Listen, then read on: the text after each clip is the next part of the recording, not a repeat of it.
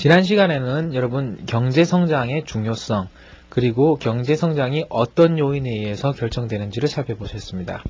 그렇다면 경제성장이 그렇게 중요하다면 정부가 경제성장을 시작시키고 정부가 경제성장을 유지시키기 위해서는 어떤 역할들을 해야 되는지를 지금부터 여러분들이 살펴보시게 되겠습니다.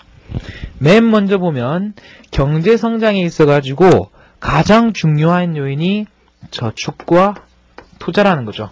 결국 한 국가에서의 지출은 저축이 되거나 소비가 되거나 아니면 남겨지거나 하는 부분이기 때문에 이 저축이란 부분은 어떻습니까? 이 저축이란 부분은 소비를 줄인 대가라는 것을 알 수 있죠. 그렇기 때문에 교과서에도 나왔습니다. 경제학의 10대 기본 원리를 통해서 알 수 있듯이 모든 선택에는 대가가 있다. 그래서 우리가 저축을 하고 투자를 하게 되는 데는 결국 금기 소비를 줄이고 금기의 욕심을 줄이는 그러한 하나의 대가가 필요했다는 거죠. 그래서 내일 우리가 좀 더 높은 소득을 얻기 위해서는 내일 좀 더 높은 점수를 받기 위해서는 여러분들이 오늘 잠을 줄여야 될 필요가 있습니다. 때로는 잠을 줄이는 게 왜 중요하냐 그런 사람들이 있기도 하던데 여러분들이 분명히 조금 더 고생을 더 하시면 내일 좀 더 높은 생활 수준을 느낄 수 있고 내일 좀 더 높은 점수를 받으실 수가 있을 거예요. 자, 그래서 경제성장은 공짜가 아니라는 거죠. 미래의 높은 소비 수준을 달성시키기 위해서는 현재 소비를 희생해야 하는 것이다 하는 내용이 나와 있습니다. 자, 그래서 저축을 통해서 남겨진 금액들이 아마 대부분 투자를 하게 될 겁니다. 이 투자라는 것이 결국 경제성장을 가져오게 될 거라는 거죠. 자, 그런데 실제로 저축과 투자가 어떤 식을 통해서 조달되고 어떤 식을 통해서 사용되는지 하는 내용, 이 내용 자체도 상당히 중요한 내용이에요. 이 내용 자체도 상당히 중요한 내용인데 이 내용은 꽤나 중요한 내용이기 때문에 그 다음 장인 25장에서 장을 하나 따로 떼서 설명하게 되겠습니다. 자, 보통 이와 같은 과정을 이 지난 시간에 살펴본 내용을 통해서 다시 한번 설명한다면 이렇게 되겠죠. 이 내용을 거꾸로 한번 설명해 보겠습니다.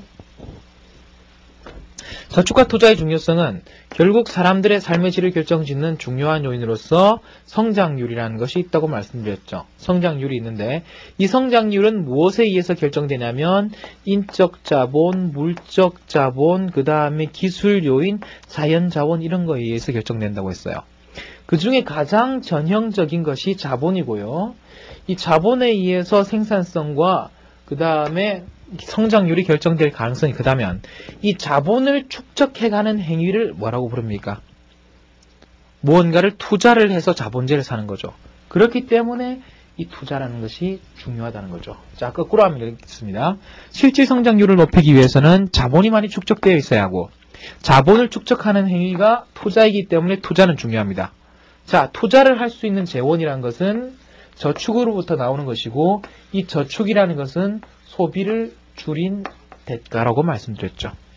자, 그래서 이와 같은 관련을 여러분들이 잘 이해해 주시고 모든 선택에는 대가가 있다. 소비를 줄인 대가이라 하는 것을 여러분들이 한번 확인해 보실 수 있을 겁니다. 자, 526페이지를 보시면 여러분들이 그 성장률과 투자율이 얼마나 밀접한 관련이 있는지를 보실 수 있을 거예요. 자, 526페이지를 보시면 아주 반가운 소식이 나와 있죠. 1960년부터 1991년까지 가장 높은 경제성장률을 보였던 국가는 어디입니까? 가장 높은 경제성장률을 보였던 국가는 다름 아니라 우리나라예요. 한국이 전 세계에서 가장 높은 경제성장률을 보였습니다. 그 다음 싱가포르, 일본, 이스라엘, 캐나다 이와 같은 성향, 이 순서를 보인다는 거죠. 이와 같은 성장률을 보이는데 대체로 보면 어떻습니까? 성장률이 높았던 국가들은 대체로 투자율도 높았죠. 칠레, 르완다, 방글라데시 이런 국가는 한번 보세요. 칠레, 방글라데시, 인도 이런 국가는 투자율도 우리나라에 비해서 상당히 낮은 수준에 있다는 거죠. 자, 이런 내용을 볼 때 투자율과 1인당 성장률과에는 꽤나 밀접한 상관관계가 있음을 알 수 있습니다. 자, 그런데 이러한 경제 성장의 결과를 놓고 여러분들은 좀 조심스러운 해석을 할 필요가 있어요. 항상 예전에도 말씀드렸지만 지금은 제가 투자율이 높기 때문에 성장률이 높다 이렇게 말씀드렸죠. 근데 누가 이렇게 이야기하면 어떡하겠어요? 성장률이 높으니까 남는 게 많아서 투자를 많이 한 거 아니냐. 이렇게 이야기하면 또 할 말이 없다고요. 그렇지만 이와 같은 경우에는 성장률이 투자에 미치는 효과는 그다지 뚜렷하게 밝혀져 있지 않습니다. 그렇지만 투자가 성장에 미치는 효과는 많은 이론을 통해 가지고 뚜렷하게 밝혀져 있기 때문에 이와 같은 상관관계는 투자가 성장을 이끌어냈다는 단순한 상관관계가 아니라 인과관계로 해석되더라도 큰 문제가 없을 거라고 생각합니다. 자, 이 내용을 통해 가지고 또 하나 재미있는 그러한 결과가 나타나게 되는데요. 아마도 이와 같은 결론을 받아들여가지고 어떤 교과가 경제 성장을 유지하기 위해서 높은 투자를 결정했어요. 더 많은 투자를 결정했을 때 과연 계속 지속적으로 높은 투자만 한다 그래가지고 지속적인 경제 성장이 유지될 수가 있을까요? 그렇지는 않을 수도 있다는 거예요. 그것을 설명하는 것이 이른바 수학 체감의 법칙이라는 겁니다. 자, 그래서 전통적인 생산 이론에 따르면 수학 법칙 이론이 발생한다는 거죠. diminishing returns 이렇게 되어 있는데 527페이지 오른쪽을 보시면 수학 체감 법칙의 의미가 나와 있어요.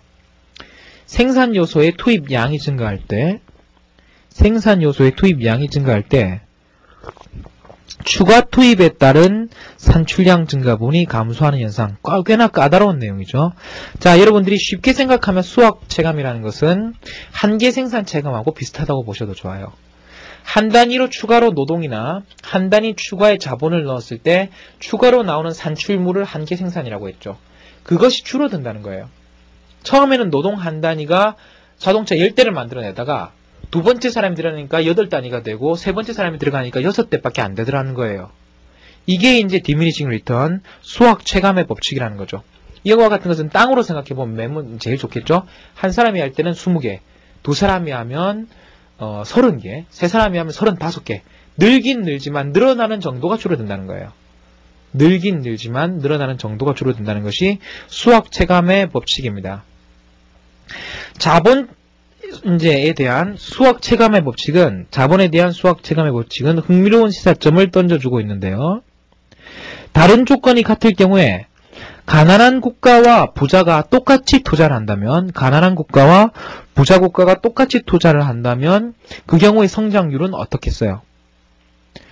이미 수학 체감이 발생한 미국의 경우에는 상당히 자본에 대한 수익률이 낮을 것이고요. 이제 막 성장을 시작했던 60년대 한국의 경우에는 자본 한 단위가 아주 소중한 상황이었어요. 그렇기 때문에 자본의 수확은 상당히 높은 수준이었겠죠. 그렇기 때문에 똑같은 비슷한 정도의 투자율을 가지더라도 후진국이 선진국보다 훨씬 성장률이 높을 수 있습니다. 자, 이와 같은 내용은 526페이지에 통계 자료에 의해서도 명확하게 증명되고 있습니다. 526페이지에 한국의 투자율과 미국의 투자율을 한번 봐주세요. 한국의 투자율과 미국의 투자율은 20%를 약간 상회하는 정도로 거의 한국의 투자율과 미국의 투자율은 같습니다. 미국의 투자율은 같죠. 그럼에도 불구하고 한국의 수익률은 기적적으로 높고 한국의 성장률은 17%에 가깝고 미국의 성장률은 2%에 못 미치는 이유가 뭐였어요? 이게 바로 똑같은 투자를 하더라도 후진국의 자본 축적의 효과는 훨씬 더 크다는 거죠. 이와 같은 효과를 똑같은 정도로 투자할 때 후진국이 성장률이 훨씬 높다 하는 것이기 때문에 이걸 가리켜서 따라잡기 효과라고 불러요. 캐치업 이펙트라고 부릅니다. 따라잡기 효과라고 부르고요. 527페이지의 내용을 다시 한번 보시면 오른쪽 칼럼을 보세요. 가난한 상태에서 출발한 나라들이 이미 부유한 상태에 있는 나라들에 비해 성장률이 높은 현상. 자, 그래서 한국과 미국은 비슷한 정도를 GDP 대비 투자를 했지만 훨씬 한국의 성장률이 높았다 하는 내용이 다시 하나 나와 있습니다. 자, 그래서 어떻습니까? 한번 비교를 해보시죠. 한국과 미국의 성장률이 차이 나는 점은 왜겠어요? 한국과 미국의 성장률이 차이가 나는 것은 이 따라잡기 효과 때문일 거고요. 미국과 일본과 미국의 성장률이 차이 나는 이유는 뭐겠어요? 그거는 따라잡기 효과도 존재하겠지만 투자율 측면에서 일본이 미국보다 투자율이 훨씬 높죠. 상당히 높죠. 10% 가까이 높기 때문에 투자율의 차이에서 비롯했다고 볼 수 있겠습니다. 자, 똑같은 선진국이라든지 똑같은 후진국 간에서는 투자율이 높을수록 아마 성장률도 높을 겁니다. 하지만 선진국과 후진국 간에는 투자율이 같다 하더라도 후진국의 성장률이 더 높을 수 있음을 확인할 수 있죠. 527페이지 내용을 보시면 이제 일상생활에서도 많이 찾아볼 수 있다. 그래서 성적이 많이 향상되면 상을 주는데 1등 하던 사람들은 어차피 1등이니까 성적 향상에 의한 상 같은 거는 거의 받을 수가 없어요. 그렇기 때문에 대부분 성적이 낮았던 사람들이 많이 받게 된다. 이런 내용이죠. 그와 같이 따라잡기 효과라는 것은 보편적으로 발생하는 그런 효과라는 것을 확인할 수 있습니다. 527페이지 아래쪽에 보면 그 다음에 해외로부터의 투자가 나와요. 지금까지 살펴봤던 것은 국내에서 소비를 줄여가면서 투자를 했던 셈이고 외국 사람들이 어떻게 해줄 수도 있습니까? 한국에 투자해볼 만하다 하면서 자신들이 남겨놨던 것을 투자해 줄 수도 있어요. 이런 것들 해외에서 투자를 받아온 이제 해외 저축을 가져와서 우리나라에 투자를 하는 경우인데 자, 이와 같은 해외로부터의 투자에는 두 가지가 있죠. 외국인 직접 투자가 있고 외국인 간접 투자 또는 외국인 증권 투자가 있는데 이것은 이렇게 보세요. 외국인들이 우리나라 기업을 하나 사거나 아니면 우리나라 회사의 주식을 인수했어요. 그러면 경영권의 상당한 부분 또 누가 가지게 됩니까? 외국 사람이 가지게 되죠. 단순한 이익 배분뿐만 아니라 경영권까지 외국인 사람들이 가지게 될 때 그런 경우를 가리켜가지고 외국인 직접 투자라고 해요. 다른 기준에 의하면 경영권을 가지겠다고 하는 것은 장기적이고 영속적인 이익을 취하겠다는 거기 때문에 장기 영속적인 이익을 위한 그런 투자를 할 때를 직접 투자라고 부르기도 합니다. 그 다음에 투자를 하되 경영권에는 별 간섭을 안 하는 경우가 있어요. 예를 들어가지고 한솔m.com 주식을 산 사람이 있었는데 당신 왜 샀습니까? 하니까 경영권에는 관심이 없고 가만히 있으니까 조금 있으면 주식 가격이 그냥 상승할 것 같아서 샀다고 이야기하는 사람들도 있을 수 있겠죠. 그런 사람들은 우리나라에 투자를 하더라도 직접 투자라고 보기보다는 증권 투자 또는 간접 투자라고 볼 가능성이 크다는 거죠. 자, 그래서 외국의 사람들이 우리나라에 투자를 한다면 우리나라 기업들이 좀 더 많이 잘 돌아갈 거기 때문에 우리나라의 성장이 나타날 거다 하는 건데 외국인 자본 투자가요. 외국인 자본 투자가 여기서는 이제 좀 큰 차이가 발생해요. GDP에 미치는 효과하고 GNP에 미치는 효과가 조금 상이할 수가 있겠죠. 한번 생각해 보세요. GDP에 미치는 효과라면 외국인이 우리나라에 와가지고 생산하면 그건 국내에서 생산이죠. 그럼 그때 생산된 거는 모두 국내 생산에는 포함돼요. 모두 국내 생산에는 포함되지만 그게 모두 GNP에는 포함되겠습니까? 그렇지 않아요. 외국인이 투자를 했으면 그 투자에 의한 수익은 많은 정도 외국 사람들이 가져갈 거라고요. 그렇기 때문에 국내 총생산에서는 모든 산출량이 포함되지만 아마 GNP에는 작은 부분밖에 포함되지 않을 겁니다. 자, 그래서 영향이 서로 다르다 하는 내용이 나와 있고 외국인 자본 투자는 경제 성장을 추진하는 중요한 하나의 방안이라고 볼 수 있기 때문에 외국 자본의 유치를 권합니다. 하지만 때로는 해외 자본의 유치가 해외 자본이 들어오는 것이 우리나라의 중요한 그 기간 사업을 먹을 수 있기 때문에 때로는 궁핍화 성장이 가능할 수 있다는 이야기를 하기도 해요. 성장은 되더라도 우리나라 사람들은 더 가난해질 가능성이 있다는 거죠. 그렇기 때문에 세계화의 덫이라든지 그런 이야기도 이런 입장에 근거해 있습니다. 자, 특히 월드뱅크 예전으로 따지면 이제 IBRD라고들 불렀었죠. 이 기관이 가난한 나라에 대한 외국인 자본 투자를 장려하는 대표적인 기구이고 그 자매 기관인 국제통화기금 같은 경우에도 전 세계적인 경제 번영을 촉진하는데 많은 역할을 하고 있다. 이렇게 되어 있습니다. 자, 여러분 여기 2차 대전 이야기가 나오는데 선진국들이 2차 대전이 끝나고 나서 왜 부랴부랴 세계은행이나 IMF 같은 기관을 만들었겠어요? 2차 대전을 통해 가지고 우리가 알게 된 중요한 교훈은 뭔가 하면 독일, 이탈리아, 일본이 왜 전쟁을 일으켰냐는 거예요. 그 당시에 독일, 이탈리아, 일본 대공황 시대에 접어들면서 엄청난 불황에 빠졌다는 거죠. 엄청난 불황에 빠지면서 값싼 원료를 찾고 그 다음에 좀 더 비싸게 팔아먹을 수 있는 시장을 찾아야 되는데 이 시장이라는 것이 그 식민지 체제에 의해 가지고 모두 이렇게 서로 석권되어 있다는 거예요. 그 식민지 석권에서 후순위로 밀리게 된 일본, 독일, 이탈리아 같은 경우에는 더 이상의 시장을 확보할 수 없었기 때문에 뭘 한 거예요? 전쟁을 일으킨 거예요. 더 큰 시장을 얻기 위해서요. 그렇기 때문에 어떻습니까? 2차 대전의 교훈 중 가장 큰 교훈이 경제적 곤란이 군사적 충돌로 이어질 수 있다는 것을 보인 것이에요. 경제적 곤란 때문에 전쟁이 발생할 수 있다는 겁니다. 이와 같은 내용은 20세기 말, 21세기로 진행되면서 점점 더 강해졌습니다. 대부분의 분쟁이 자원을 둘러싸고 시장을 둘러싸고 일어난 가능성이 커졌기 때문에 이와 같은 기구들에 의한 빈곤 문제의 해결 또는 경제 문제의 해결이 정치적인 안정의 측면에서도 꽤나 중요한 역할을 하게 된다는 거예요. 자, 물적 자본을 축적시키는 것이 투자였다면 인적 자본을 축적시키는 것이 529페이지에 나오는 교육이라고 볼 수 있습니다. 교육은 인적 자본에 대한 투자로서 물적 자본 못지않게 장기적 번영을 자유하는 중요한 변수이다. 이렇게 돼 있죠. 자, 어떤 경제학자들은 이렇게 이야기하기도 합니다. 인적 자본을 보호하고 인적 자본에 대한 그러한 정부의 지원이 필요한 이유가 인적 자본이라는 것은 플러스의 외부 효과를 창출할 수도 있다는 거예요. 만약에 교육을 더 받았으면 다른 사람들과 의사소통을 하는데 어떻겠어요? 훨씬 더 많은 이익을 발생시키겠죠. 효과적으로 의사소통을 할 수 있겠죠. 그 다음에 교육을 많이 받았으면 새로운 기술을 개발하고 새로운 지식을 만들어내는데 훨씬 유리할 거라고요. 그런데 이와 같은 기술이나 지식은 한 사람이 만들어 놓으면 그 사람만 이익을 보는 게 아니라 사회 모든 사람들이 혜택을 입는 특징이 있습니다.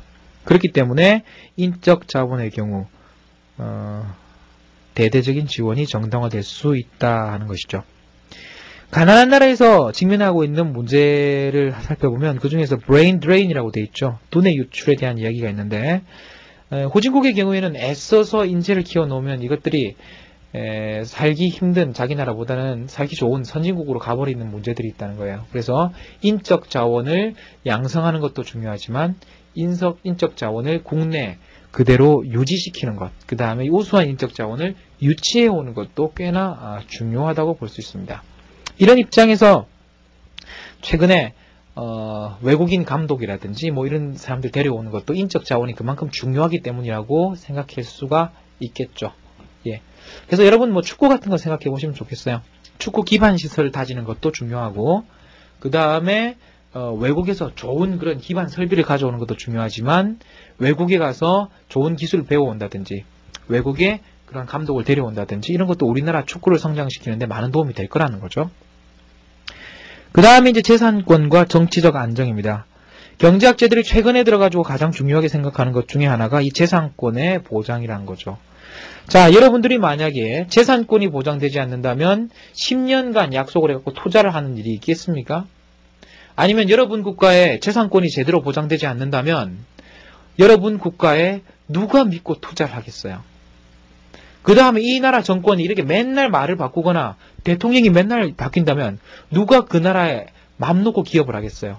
외국 사람들이 누가 와서 영업을 하려고 하겠어요?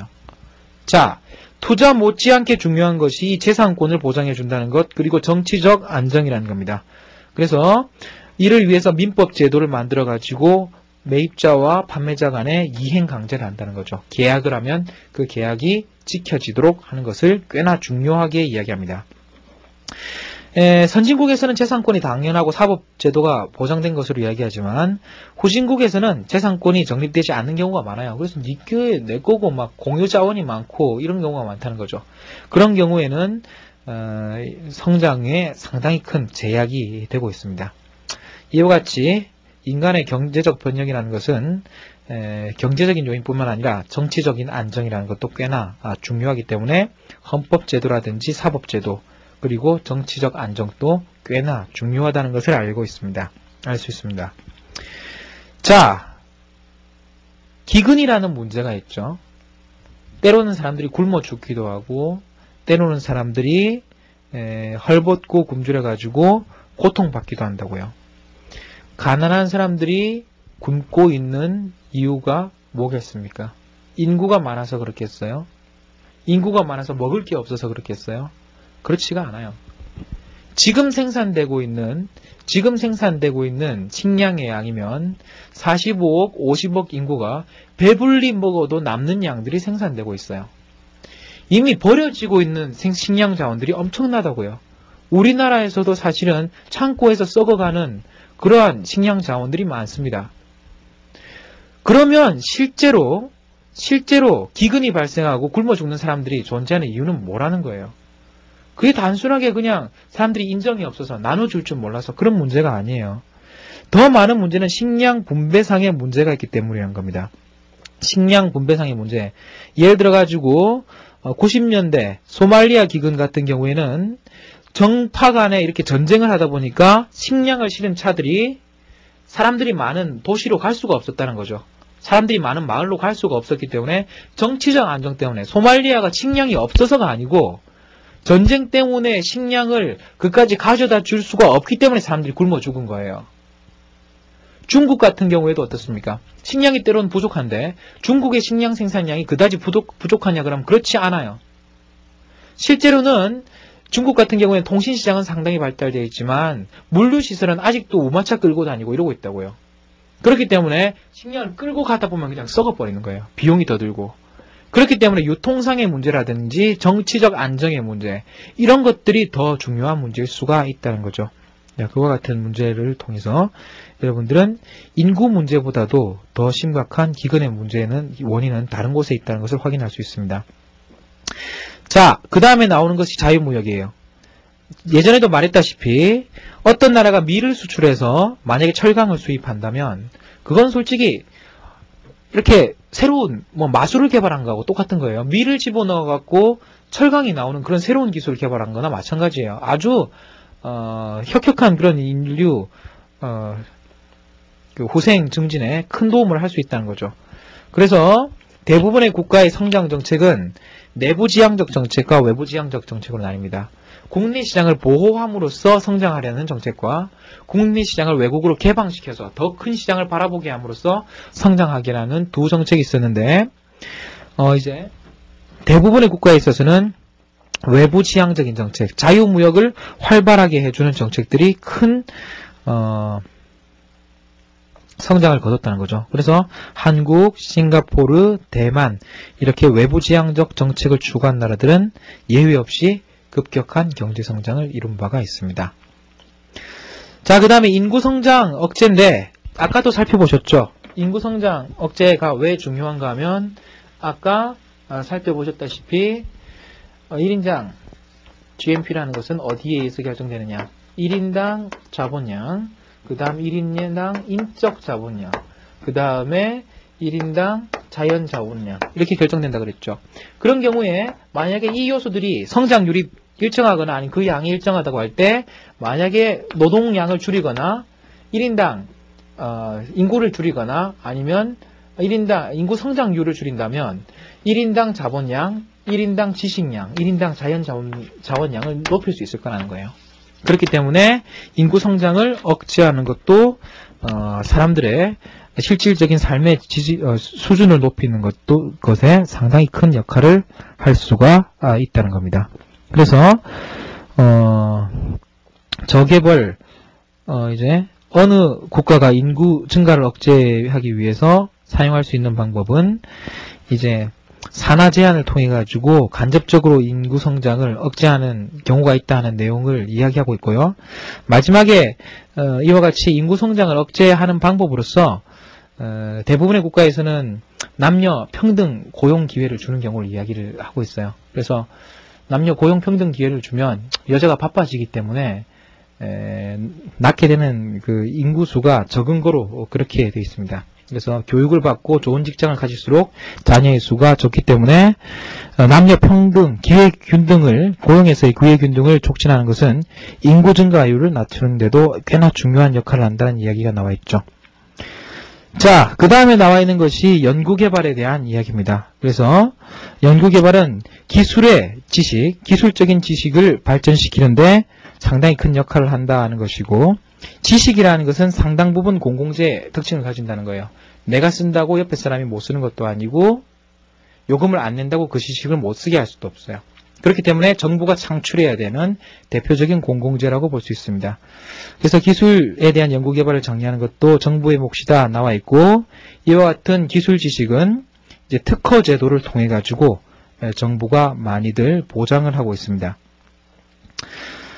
자, 사례 연구해 보시면 생산성 증가세의 둔화 현상, 그래서 General Slowdown of Growth Rate라고 이야기하는데요. 경제 성장률이, 경제가 성장은 하지만 성장하는 정도가 점점 줄어드는 현상들이 보이더라는 거예요. 자, 그래서 미국 기업들의 생산성은 3.2%, 73년 이전에는 3.2%였는데 73년 이후로는 1.3%에 불과했다. 꽤나 유명한 연구입니다. 73년을 근거로 기준으로 이와 같이 성장률이 크게 한번 꺾이게 되었다는 거죠. 이와 같은 것들이 왜 발생했느냐 하는 것에 대해서는 여러 가지 그런 견해들이 있지만, 맨 먼저 이제 지금까지 입증된 사실은 두 가지 정도예요. 생산성 증가세가 둔화되는 것은 세계적인 현상이에요. 미국뿐만 아니라 캐나다, 일본, 뭐 대부분의 선진국들이 다 경제 성장률이 둔화되고 있다는 거죠. 그렇기 때문에 미국 국내뿐만 아니라 해외 요인까지 살펴야 된다는 내용들이 이야기가 되고 있었고, 그 다음에 이와 같은 내용들은 생산 요소만으로는 설명될 수 없어요. 노동량 증가, 자본량 증가, 이것만 가지고는 저너럴 슬로우다운이 나타나고 있다는 것을 보일 수 없다는 거죠. 그래서 아까 생산함수에 있었던 이 기술 요인, 외적인 요인과 기술 요인, 이런 것들이 어떻습니까? 매우 중요한 요인으로서 설명될 수가 있을 거예요. 자, 어떻게 보면은 여러분들이 이상하게 생각하실 수 있겠죠. 70년대 이후에 급격한 컴퓨터의 발전이 있었는데 생산성은 오히려 더 감소했다니까 이해가 안 된다, 이렇게 돼 있는데, 여러분 놀랄지 모르지만 컴퓨터의 발전이라는 것이 생산성 증대에 얼마나 큰 역할을 했는지 아직 밝혀진 바가 없습니다. 오히려 사람들이 컴퓨터가 만들어짐으로써 좀 더 활발한 여가 생활을 즐길 수 있고 좀 더 많은 정보를 얻게 될 수 있었는지는 모르겠지만, 오히려 근무기간 중에 다른 일을 하는 비율을 높였을 수가 있다는 거죠. 그렇기 때문에 솔로 교수가 이야기하듯이 컴퓨터 시대가 도래했다는 것은 분명하지만 생산성에 대한 통계에 있어서는 컴퓨터가 그렇게 아직 인상적인 결과를 남기지 못했어요. 자, 이에 대한 여러 가지 견해가 있습니다. 앞으로 경제 성장이 어떻게 될까에 따라 가지고 경제사를 연구하는 사람들은 전기의 발전이 생산성과 그 다음에 생활 수준에 영향을 미치는 데까지 수십 년이 걸렸던 그런 결과, 그 다음에 그런 것 여러 가지 예들을 고려해 가지고 컴퓨터 혁명도 지금 당장은 생산성에 큰 영향을 못 미치더라도 앞으로 10년, 20년이 흐르면 훨씬 더 큰 효과를 거둘 것이다 하는 겁니다. 이보다 좀 비관적인 견해는요, 한동안 급속한 진보 이후에 소득의 증가사가 이제 일반적인 수준에 접어들었다는 거예요. 경제 성장의 역사를 보면 1950년대에서 1970년대 정도, 이 정도 시기가 평균적인 수준보다 훨씬 높았던 수준이란 거죠. 그렇기 때문에 이제 지금이 원래 수준으로 돌아온 거라는 거예요. 앞으로도 이 수준이 당연히 지속될 거라는 겁니다. 그렇기 때문에 50년대, 60년대가 높았던 것이고 지금이 현재로 돌아왔다고 생각한다면 앞으로 성장률이 다시 그렇게 높아지기는 상당히 힘들 거라고 예측할 수가 있겠죠. 자, 535페이지에 보면 마지막으로 결론이 나와 있습니다. 장기 성장이라는 것이 왜 중요한가? 한 나라의 생활 수준을 결정하기 때문에 중요하다고 했습니다. 그 다음에 한 나라의 생활 수준이라는 것은 생산 능력에 의해서 결정된다고 했고, 따라서 생산 능력을 결정짓는 경제 성장이 중요하다는 거죠. 자, 그래서 경제 성장을 촉진하기 위해서 과연 정부가 어떤 역할을 수행하고 얼마나 역할을 수행해야 될지는 경제학자들 사이에도 많은 논란이 있습니다. 과연 시장 기능을 모두 보이지 않는 손에만 맡기는 것이 바람직한지, 그 다음에 정부가 어떤 정도 역할을 해주는 것이 바람직한지에 대해서는 그 정도 측면에서는 차이가 있음에도 불구하고 정부가 어느 정도 올바른 역할을 수행해 준다면 경제 성장이 더 촉진될 거라는 것에 대해서는 큰 의의가 없는 것으로 조사되고 있습니다.